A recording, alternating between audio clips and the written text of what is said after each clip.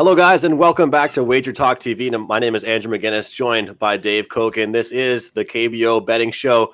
It's been great so far. I mean, it's been a few weeks in. Dave Cokin now a 12-1-1 run. You cashed your $2 Tuesday bet. How you feeling, Dave? It's great when things are going like this. Yeah, I mean, I'm reading the board pretty well, so just keep doing the same thing I'm doing, and you can't always expect the same results, but you can sure hope for them. Absolutely, yeah, and you're rolling right now, so I just want to post those stats right there on the banner below before we get started here. Dave's 12-1-1 best bet run, and my overall KBO 22-8-1 run. So we're both rolling and getting the job done and coming off a 3-1 morning. And a couple interesting things I'm looking forward to talking about recap wise and just opportunities for. I think you know what I'm talking about, but.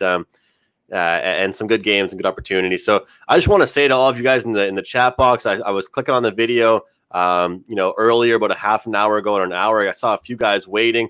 We appreciate you guys being here on day in, day out, watching and commenting. So it's just really appreciated, and we definitely value having you in this chat box. Firstly, happy Canada Day to any of the Canadian fans or followers out there of WagerTalk and of this show. That's all the housekeeping stuff I really have to get across. So I hope you guys are all having a good one, and we can try and make some money and keep rolling here in the KBO. We'll start things off in rotation order. KT Wiz taking on the LG Twins. I'll let you take it from there, Dave. You got Joe versus Kelly in this matchup, and Kelly continues to get a lot of respect from the market in terms of where the odds are on him on a nightly basis, but he hasn't really pitched that well. His numbers are very pedestrian, and he's one of the foreign pitchers that, he hasn't been bad, but he hasn't been real good either. Earned run average is high, and FIP is also, it's not as bad, but it's not great. He's been hittable, and, he's not a dominating pitcher. He's only had 2 of his last 5 starts that I would qualify as okay, so he's not in really good form, but neither is Joe, who's pitching for KT. He's got a very small sample, obviously, only 12 2/3 innings. But the numbers really aren't very encouraging. More than a hit per inning and only 3 strikeouts in the 12 2/3 innings, so batters are making contact against him. He's been okay, but nothing better than acceptable. So this would appear to be a game where you might see some runs. Of course, you have to factor in the fact that Twins remain shorthanded, and it makes it difficult to play overs as far as they're concerned. But I don't think this one shapes up as much of a pitcher's duel. Give the edge to LG with Kelly on the mound, but it's not an edge that I would recommend playing at the price. And actually, the line has come down a little bit. Rightfully so. This is a team I'm not looking to back right now, at least consistently. The thing is, you've mentioned it with their bats being out of the lineup and things with them. They just can't score. This is a high-scoring league. Obviously, both Dave and myself have had success cashing unders, but 5 runs from them this morning was high-scoring for them recently. Yep. And, the KT Wiz team, I ended up cashing them plus 100 with the clients for 2% bankroll. And, they have the power throughout their lineup to score. And so when they get hot, they're going to score. And they proved that this morning by managing to put up 11 runs. So, you look at a guy like Kelly, I think between the two of us, as we discuss these pitchers each and every week and throughout the matchups, he's not a guy that we've been overly impressed with. So now we also saw him, face off a team like Lotte, then it was Doosan, and then SK, and, giving up a decent amount of hits, giving up runs. He's not really looking too confident out there and not really challenging batters. I would definitely agree there. I mean, I'm not looking to bet a side in this one. But I would actually take a shot with the over 9.5 here. I think we're seeing 2 guys in the mound that, especially Joe. I mean, you mentioned it with Joe. Just a young 22-year-old pitcher. Not a bunch of experience so far on the season. 12 2/3, like you said. Just a 3.55 ERA. But that lack of experience. He's faced Hanwha, SK, and Kia. First of all, Kia doesn't really put up a bunch of runs. SK is SK, and Hanwha is, of course, the Hanwha Eagles. So to me, this is kind of a wake-up call to see, what he'll be able to do against a team like LG that's currently sitting in 4th place in the league. So I'm going to go ahead and pull trigger on the over 9.5 in this one. Due to the price, like Dave said, I don't like LG. You know what? The more I look at this, looking to the left of me at the computer screen here, Dave, you said it's come down, but I'm not looking to back LG here. If anything, I'd actually be putting a small little bit on the dog here. There's just no reason anybody should be laying like $1.80 or anything in that range with the Twins right now. Does that make sense to you? Yeah, I would agree with that. We have V Barry in the chat box. If Andrew and Dave like the over, then I'd lean on the KT bats first. Zach Davis, Jake. We see somebody said here about the ice cream this morning, Dave. You want to elaborate on that? They had a guest on, real cute girl named Tiffany Park, and she was doing basically a walking tour of the area in Seoul, and included a lot of stops for desserts. And I mean, there was some really good-looking food. Okay, and she stopped at one place, some kind of donuts. And the guys on TV, Carl Ravitch and Eduardo Perez, were frothing at the mouth over it, and so was I. So it's like 3 a.m. out here. It's like, okay, I got to hit the freezer. And just grabbed a thing of ice cream and brought it out and just started pounding on that, and happened to tweet it. I tweeted, thanks a lot, guys. You got me up, and I'm watching the game at 3 a.m, and now you got me heading to the freezer on an ice cream run, and they put the tweet on TV. So that was kind of funny. And she kept on showing off desserts, and I kept on eating. The power of influence, Dave. Definitely, I get it. I get it for sure. Oh, I mean, the food looks so good. Mm-hmm. Yeah, it'll do it. If I see somebody eating, yeah, go ahead. If I go to somebody's house and they're eating Chinese food, and I haven't had Chinese food in a while, within the next couple of days, I'm going to want to have some Chinese food. Yeah, it's like fresh in your brain. You see somebody else having it. Harold, thank you for wishing all the Canadians a happy Canada Day. I'm one of those as well. I'm Canadian. I'm from the East Coast, Nova Scotia, Canada. So just thought I'd mention that. I hope everybody also has a great 4th of July in the States. So happy to mention that as well. I have a question. We are fireworks crazy in this country. On Canada Day, is it much the same? A lot of fireworks? Definitely, yeah. A lot of fireworks everywhere.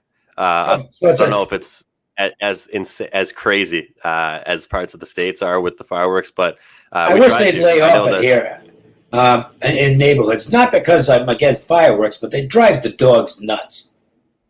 I mean, they're absolutely terrified of it because dogs don't understand it. I don't, but I love animals. I have a cat, obviously, and cats don't care about it, but dogs do. My neighbor's dog goes absolutely berserk with the fireworks, and they drive you. Just don't do it in the middle of the night. It's just kind of stupid. It should be a rule. Just everybody just should do it at the exact same time. That way, at least set across one time frame to get them done. Next game, Lotte Giants, NC Dinos. So I just want to get this off my chest because it's funny that I ended up pulling the trigger on the -2.5. I think I mentioned that, Dave. I'm not sure if I mentioned that on the show, but obviously at WagerTalk we're not giving out those alternative lines.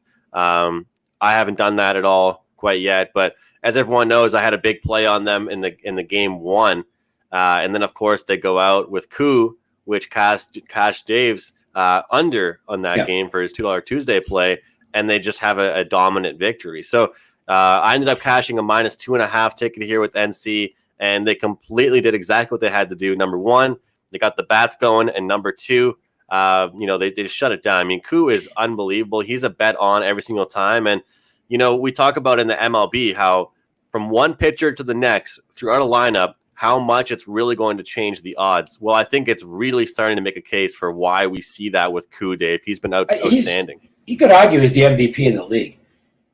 I mean, he's been that good, and I'm not one who usually would put a pitcher in the MVP category, but he's the best player in this league.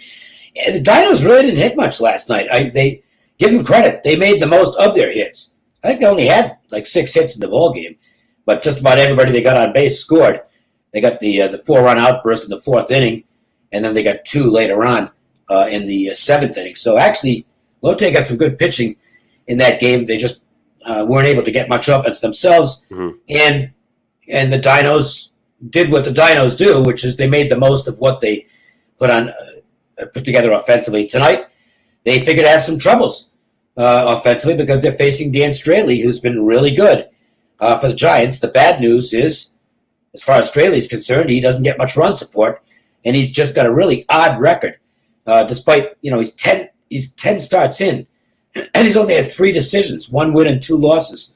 So a lot of his games have been decided after he's gone, and I suspect that might be the case tonight. The pitching edge is clearly with Lotte here. Straley's been arguably the second or third best pitcher in the league. Lee's been okay, middle of the road, I would call him for the Dinos, but that's all you have to be on the Dinos. And obviously they've got 3 very good pitchers. Yes. If the number 4 pitcher, which is Lee, can do okay, he's going to get his share of wins. They have 1 weak spot in the rotation, and but you get 4 good ones. That's pretty good. The line reflects the presence of Straley here. You've got the first place team in the league, and they're only about $1.30 or thereabouts against a sub 500 team in the Giants. So there's a big adjustment, and that to me eliminates, for me, the possibility of playing Straley. I'm just not getting enough of a price to back him. The total here, I think, is playable at 9.5. I thought it might come 9. I'm seeing a 9 right now. Is it down to 9 now? I haven't checked the update. I thought the 9.5 was certainly playable on the under. And now, one note for Straley, he hasn't been quite as good on 4 days rest as opposed to 5 days rest. And he did have a little bit of an off outing last start. It wasn't that bad. It was all at once, though. And that's the one thing you don't want with totals is the big inning. It's okay if guys give up single runs, but you get those crooked numbers and it can play havoc with totals. But nevertheless, this game does profile as an under. To me, Dave, looking at these odds, it's just ridiculous how we go from when Wright's on the mound. I got a minus 145 on the run line. Then we see yesterday, I mean, it's over a minus 210 delayed run line with Koo on the mound. Like I said, I did the alternative line. And now it's all of a sudden back to a minus 130 on the money line. What really comes down to it, guys, is that how much do you really put on Dan Straley, and how much does that really change your love for this, Dinos team or your liking of Lotte? Because it's still the same teams out there. It's still the same players out there at bat. I understand pitching is huge. Pitching is, part of the game, part of our handicap. But Dave, there's not a chance in the world, like you said, that I could be taking Lotte Giants right now at this price. No, to me, it doesn't make any sense. That's where the word value does come in. Value gets overused because people. And I agree with you with that, by the way. Yeah, people whatever they bet. Well, because I'm getting value. No, not really. But in a case like this, you're not getting proper value here. The value side, if you want to call it that, would be the Dinos. But I'm not going to play them either because I don't want to go against Straley. I don't either, but it's tempting for sure. Here's what I'll take a look at. I think that based on what we've seen, the history of the season, like Dave has said, and what was that stat that you said, Dave? But so he has, how many games has he played versus how many has there been a decision? So he's 1-2. Right. And he started games. 10 starts. So to me, I'm going to look at the plus a half first 5 innings for the Lotte Giants. That's what I mean. Collectively, if you look at the stats, it points towards that bet, that play. Although I'd argue one thing on that. The Dinos bullpen is right at the bottom of the league. I agree, but I trust Straley over anybody else we're going to see for Lotte, and they don't even have to win. They don't even have to win, right? It's a plus a half, so they could just be scoreless or tied 2-2, and I'll win the bet. They did rest some regulars last night, by the way. It was it was almost a throwaway game for Lotte last night. They sat 3 of their starters. They're not hurt. They just gave them the day off. It was kind of like, well, we're not going to beat this guy anyway. So everybody will be playing tonight, as far as I know, for the Giants. Not much pressure, really, as much, I should say, on Straley here after Lotte's already gotten one in this series. So this is actually the game decider, the Yeah. series decider.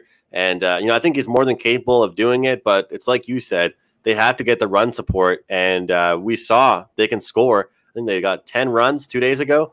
And so we'll see. I mean, it's just unbelievable. I think it was 1.25 runs per game when Straley is in the game is what they're doing for him as far as support goes. So that's just something that you can't.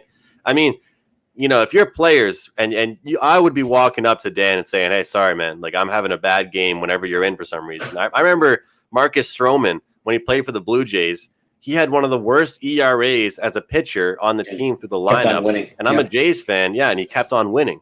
And when we saw some guys going out there and like Sanchez, he'd go out there and, have a great ERA and lose. So, it definitely you got to look at the stats and not really the wins losses. But then again, run support's a big deal. So, I would say the plus a half. That's what I'd say. But you can't argue with Dave. I get what you're saying, Dave, but the bullpen for NC, it definitely has been a little more suspect. Yeah, and I'm not really arguing against it because I'm not playing the game. So as far as that goes, so I don't care who wins. Okay, well, hopefully, it's scoreless throughout the first 5 innings. There you go. Doosan Bears, Kiwoom Heroes. This is a game where we are consistently seeing this team on the road, whether it's getting beat down or beating another team down. They are putting up runs on the road. It's just one of those things. I mean, I'm disappointed in myself when I was watching these games. What usually happens with me, I wake up, I usually start watching the 4th inning. It's kind of what happens with me. And I just say to myself, why am I not auto betting the over with this team on the road? I talk about it on the shows with Dave. I look at the stats, and of course, it happens again. And they easily cover it pretty much on their own. 14-5 final score here. What are your thoughts on the matchup? We have Joe taking on Park here. That's going to be Thursday morning, Dave. A couple of pitchers who don't have a lot of innings of work at the big league level this year. Park has been not bad in his starts for Doosan. Numbers are acceptable. I don't think I think his ERA is a little bit deflated. He hasn't been that good, but his peripherals aren't bad. And then you look at Joe, and he has not been good. He has really struggled. These numbers are ghastly. 13 walks and 8 strikeouts, 4 homers allowed in, what is it? I can't read my writing here. I think it's like 15 or 16 innings. The FIP is over 7. He's in danger of losing his spot in the rotation. I think that's going to happen. So it's really tough, even though Kiwoom's the better team, and coming off a game where they got shellacked, and you would think they're definitely going to want to be in bounce back mode. I don't see how you can build a case for Joe. I mean, he's just been pathetic. The pitching edges with Doosan, we know that they can hit weak pitchers. I would suspect that Doosan's going to take advantage of that again here. You got to think this is going to be a game where there are going to be runs scored, and I think more of them is probably going to get scored by Doosan.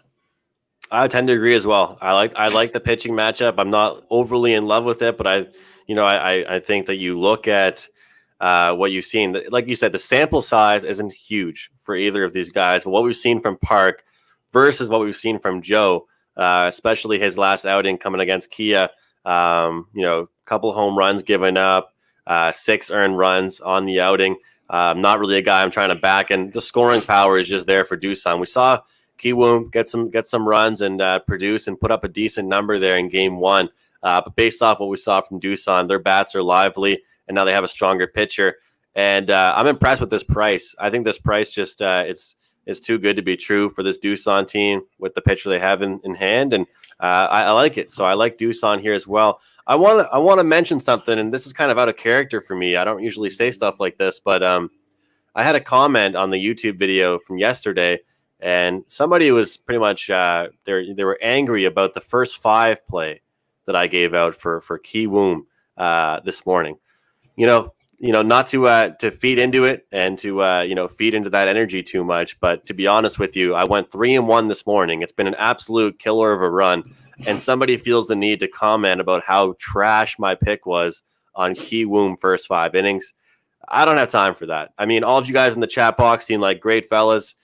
We enjoy doing this show. I don't have time for these comments, trashing one pick when, I'm up 30% ROI in the past 2 weeks. So it's just not something I need you guys doing, and I'm not going to really stand for it. So just throwing that out there. Hanwha Eagles. By the way, that Doosan line has really moved. It's gone to Bears are now minus 130. So that the value has left the building as far as that one goes. I think that's probably about the right price now. But, minus 105, minus 110 this morning. That's why you got to get up. You do have to get up early. I've been getting my plays out pretty quickly on WagerTalk and to my personal clients because you just got to get these lines before they take off on you. Definitely. Got to get on them early when they come out. Looking at that it's minus 120 day for the first 5 innings too, and you talked about how bad you didn't like Joe. I know you're not a first 5 guy, but I like that. Actually, I might even just single that out for Doosan to get to attack him and hit him early.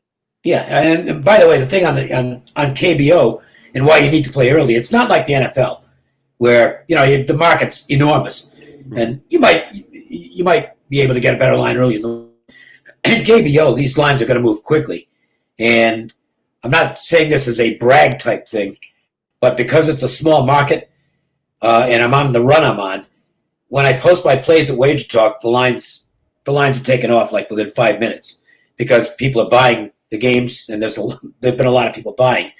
I won't say how many, but it was let's just say yesterday it was substantial, and that with a small market that actually is causing some line movement. A lot of people are betting it now. This is not just a casual thing anymore. You and I have been doing this show for weeks. This is definitely not just a casual thing. I mean, not to brag either, and for us to just say this, but everyone who's asking, are you guys going to keep doing this show? Are you going to keep doing it? With the runs that both of us are on right now, especially your best bet run, why would we stop? Is how I really look at it. Hanwha Eagles, Kia Tigers. Oh my God. Dave, you're gonna laugh at this. Unbelievable! This team. I had a parlay. It was I had Doosan Bear. I had NC minus 2.5, and I had Manchester United from yesterday. They won 3-0, and then I had the Kia Tigers. And it was funny because I made that with the opener, like right when I saw the odds come out. And on the show with all of you guys, I said I don't know about that price on Kia. I don't even know if I would tie it into a parlay. And I was like, oh crap, I actually did before the show, like an hour or two before. So it's obviously, and this isn't a game I was paying too much attention to, but 3-1, bottom of the ninth. This is one that I was watching pretty closely. And I tweeted out, and I'm not even joking. I tweeted out, I have an idea. I'm actually going to create a shirt. I'm going to design a T-shirt that just says hashtag fade the Hanwha Eagles, and see if we can get some movement going on that. Maybe some betting quotes and stuff. But I said, will Hanwha blow another lead? Not just another lead, though. Another 9th inning lead. And it's almost like it was not even challenging for Kia. It just seemed to come easy. You could see it happening. Yeah, it's like this is like a rolling stone is gathering no moss here. And it's 3-1. And as soon as the first guy got the hit, it's like, here we go. The problem is, nothing we can do about it. Nothing we can do about it. No, I mean, it's just, at that point, it seemed inevitable. In watching this game, it's almost like they're trying to lose. Not the players, but some of the decisions that get made. I mean, they should have had like 7 or 8 runs on the board in this game. And they had so many opportunities to score. Well, they're not a good offensive team. But they did one thing in the game. This was in the middle innings. And they've got a runner on third and 1 out, I believe. And might have been no outs, but I think it was 1 out. Guy hits a fly ball to medium right. Preston Tucker has a lousy throwing arm. And I know it's the catcher that was running at third, but you got a tag. And they didn't. And the throw was way up the line. He just scored easily.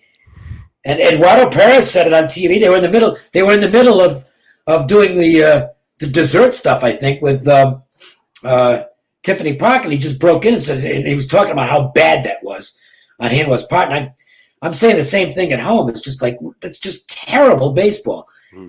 So in addition to being a bad team, the management of the team, the coaching of the team makes horrible decisions on a regular basis. I mean, I can't say they're tanking, but it really does look like it. Mm-hmm. And that's not on the players. If you go back to the 76ers a few years ago in the NBA, it wasn't the players that were tanking. It was the coaching staff that was tanking. They would actually do things to try and lose games. It almost looks like the Eagles are doing that. They're just unbelievably bad. And so tonight they play Kia again. And they do have their best guy on the mound tonight, Sopel. He's 5-4. And when you consider the team's 12-37, and he's 5-4, that means they're 7-33 when he doesn't pitch. That's saying something. Yeah, it really is, and that's why the price is where it is on this game, because Key is clearly the better baseball team. It's not like Lee's a horror show on the mound. He's an average guy in this league, but you got to give Sopel respect. The team does seem to perform better when he's out there, and I wouldn't be surprised if that's the case tonight. To me, I can't back Hanwha at any point to win a game, but I might take a look at the under in this game because I think Sopel, while he's not a dominant pitcher, he gives up a lot of hits. He doesn't give up a lot of runs, and I think he'll keep him in this game, and I'm not going to count on Hanwha to do much offensively because they just don't know how to hit when it matters. Well, dating back to Kia's series versus the SK Wyverns, they've been scoring 3 runs, 1 run, maximum maybe 6. There was a random 7 spot against NC, but this isn't a team that I can count on to blow that many teams out, and that's why we saw what we saw out of the. And it's hilarious here. I had to bring this up here. Daniel says, if it wasn't for your warning, Drew, I would have gone with the Kia -1.5. Well, hey, at least he took the money line and got it done. Francisco here with a pretty good point. Take the live plus money on the other side whenever Hanwha is up. It's not the worst strategy I've ever heard. Daniel says, almost did, kicking myself for not. Kia was plus 500. Yeah, it's not the worst strategy in the world. Look, Sopel obviously been outstanding for them. Dave just brought that up, but you give me this price right now against this team, I'm not going to bat my eyes. I'm not going to think twice. I'm going to go ahead here with Kia. And it's, to quote you, Lee hasn't been outstanding by any means, but he's coming off a good outing and a good outing against a good team. And I've made it very clear that means a lot to me. It's not about really your performance, more so your performance against who you were playing. And 3 earned runs only against the NC Dinos team is something that impresses me. And I think that if you're the Kia Tigers, you're pumped up, Dave, that you had that win. Oh, yeah. Let's be honest, though. Let's be honest. They didn't really get their act together until when it really, really counted. They weren't good, and they actually played a really bad game last night. I mean, they made some defensive blunders in the game. Kia was horrible, and they won the game anyway, which you would think they'll play better in this game. V. Barry says a question to us here. What about Hanwha Kia first 5 under 5 as a lean? Well, the teams don't score late either. These are, I'm more of a full game guy. I make my numbers on full games. So I'm seeing a 4.5 V Barry. So I'm seeing some different stuff than you are maybe, but wouldn't argue it, wouldn't talk you off it. But I'll tell you, I'd be scared to bet that just based off the early performance we saw. One of my plays yesterday or this morning for my clients was the under in this game, and that was pretty smooth sailing from the get-go. Wouldn't be shocked here to see, a quality, couple runs scored. And I'm not really going to be scared, Dave, off these quality pitchers. But I would say this. If Koo's out there, and obviously Australia's been outstanding, but I'm not going to look at this right now and see Kia as like a -140, 145 ballpark and look at any direction towards the other way. I would say this. If V-Berry, if you've got an under 5, you just take it because it's a bad number. Mm-hmm. There are no. I'm not seeing any under 5s. Yeah, it's 4.5 with the under juiced. Mm-hmm. So if your book has an under 5, you just take it because you can actually find another book and play over 4.5 and set yourself up nicely. Mm-hmm. Definitely.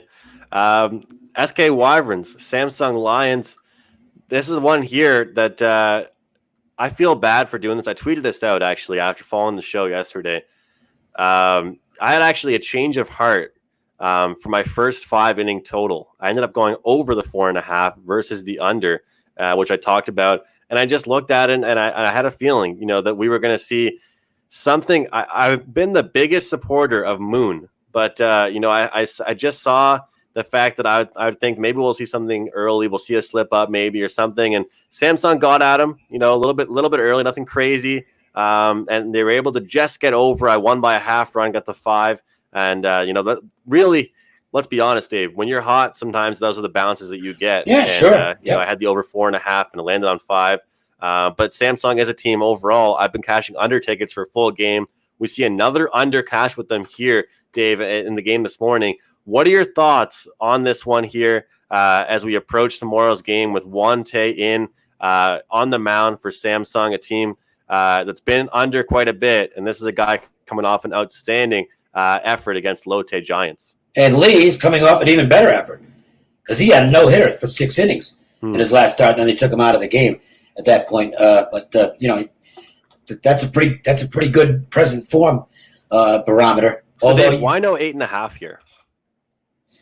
Well, because neither guy has great overall numbers, and I think the metrics do have to play into this. 4.79 versus 4.97 on the FIP, so that's not really strong.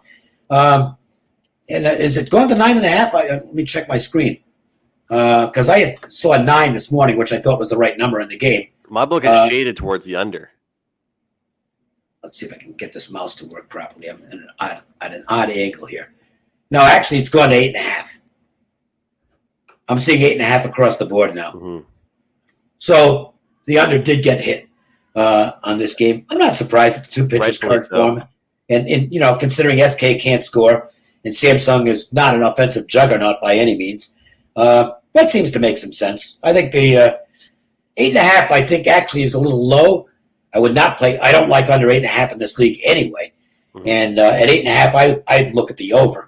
But it's not a game I played, and the two pitchers are in decent form. So maybe you get another low-scoring game, but I think you're taking the worst of it at 8.5. Yeah, you're not getting a great number at all with 8.5. If you're going to end up getting that number, I've liked Wante in for Samsung, and we're seeing a -165 price. Dave had a good point about this SK team. I mean, just 2 wins in front of the Hanwha Eagles. They're not good. And the funny thing is that they just can't score. They don't have any offense. And they don't lose as embarrassing. Right. Their losses aren't as embarrassing, like you said. Right. They're minus. I think they're minus 74 runs on the season, or 74 runs, which tells you they're losing a ton of close games because they're 21 games under 500. Mm-hmm. So, unlike Hanwha, which has, what are they right now? Minus 135 runs. So there's only 2 games difference in the standings, but SK is better than Hanwha because they've got better pitching. But their offense is just as bad as the Eagles. They just can't put anything on the board. It makes it really tough to back them. Yesterday's a good example because in looking at the matchup yesterday, I thought you could make a good case that SK had the better pitcher on the mound. It didn't work out that way. He got knocked around, but I just looked at it and dismissed it because it's like if my pitching numbers favor the SK pitcher, I'm not going to bet him. It'll just keep me away from betting the other side. The Wyverns, you can't play on the Wyverns. To me, you cannot play Wyverns or Eagles to win straight up, unless you're getting an enormous price, and you're certainly not getting enormous prices with either of those teams here. I'm going to go ahead here. It's just as far as purposes of recommending on the show, because I don't think you and I have really had too much on it besides the under, but the number's kind of gone. I'm going to say team total under 3.5, minus $1.05 for this SK Wyverns team, and figured that Samsung ends the series off on a pretty good note. The reason why I'm going with that is that the money line price is pretty steep. I don't like betting minus 1.5s or minus 1s really with this Samsung team, just because they don't win by margin compared to a lot of other teams. And I like Wante in. So that's kind of what I'm going to go for with this game. I wanted to shout out real quick. Johnny Outlaw, both him, Anthony Roman, Zach Davis saying he's had back-to-back great winning weeks. He said, he's a lot of people, Dave, it seems like they're not going to they're not really missing major sports anymore with the money that they're making with this sport, following the show and having fun. So, to Matrix Surfer, all of you guys out there, we appreciate it. Yeah, look, I mean, it's the only thing we know that's playing for sure. Hopefully Major League Baseball is back. Hopefully the NBA, NHL, and football as well. But, we got states shutting down again because the virus is spiking. And I don't know if we're going to get things started on time or not. That's why I keep on doing interviews with various outlets on Major League Baseball because a lot of people know I'm pretty good at it. And I just don't have any real firm opinions to give them. I keep saying you got to wait for the games. First of all, I'm not going to put a ton of work in when I don't know that they're going to be playing. And secondly, when Major League Baseball starts, if it starts on time, we're going to see short pitch counts on the starters, probably 60 to 75 pitches the first couple of weeks. You're going to see tremendous leverage on the bullpens. The rosters are going to be huge. You're going to have to check lineups on a daily basis because you're not going to see the same lineups from day to day. With the taxi squads, teams can carry as many as 60 players. A lot of them won't because they're too cheap and they don't want to play that. They don't want to. And honestly, I'm not saying this is a joke. 100%, they don't want to pay that many guys. So they'll carry 40 or 50. But I think if you're looking to handicap any of the sports in the fashion you've typically handicapped them, I think you're making a mistake, and that includes college football, which is my best game. And honestly, I don't think the season's going to start on time. I hope I'm wrong, but I don't think the season's going to start on time. And I have some definite thoughts that are opposite in a lot of cases what I would normally be looking at going into a season. So we'll see how it plays out. But meanwhile, we've got the KBO. No fans this weekend. They're hoping to get them in next weekend. They had for them, they called it a spike. They had like 50 cases a couple of days ago in the whole country, okay? And which tells you that they're handling things way better than we are. But they decided to err on the side of caution, and so the fans won't be back this weekend, but hopefully next week.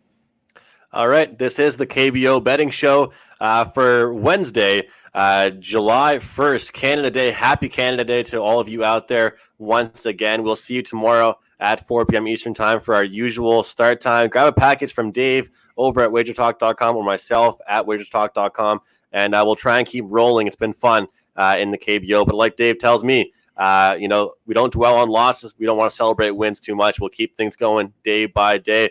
All of you guys out there, take care, enjoy your night, and good luck with your wagers. Happy Canada Day, everybody.